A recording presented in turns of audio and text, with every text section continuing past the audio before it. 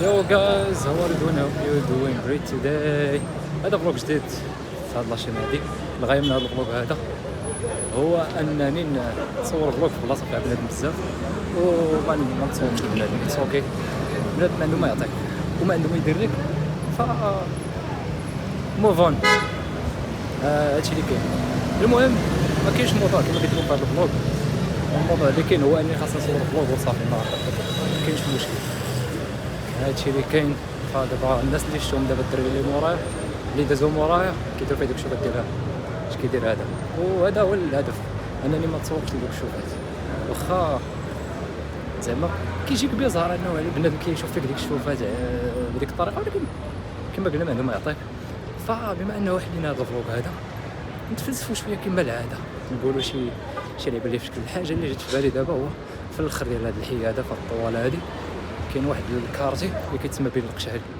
هذا لقيت هذا كانوا الناس مريحين تما بخير وعلى خير، بخير وعلى خير. ما عرفتش علاش بعض المرات شي حرف كيزلق ليا. على العموم كانوا مريحين بخير وعلى خير، عايشين الحياه ما كان عندهم حتى شي مشكل. لاز عايشين حلاوه.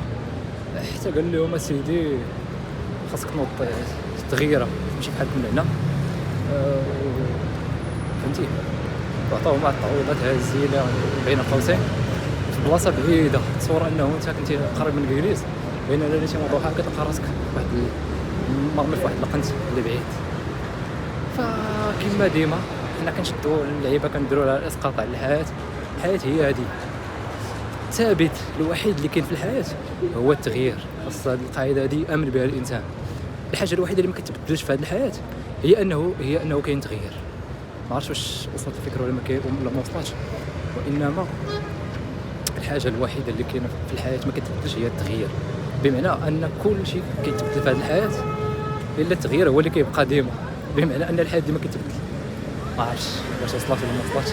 المهم كنظن ان الهدف من هذا الفلوق هذا درتو هو انني نصور في بلاصه فيها عباد الله وما نصورش بزاف. هادشي اللي كاين. نشوفكم في فلوق جديد. تحياتي لكم. بيس. سلام.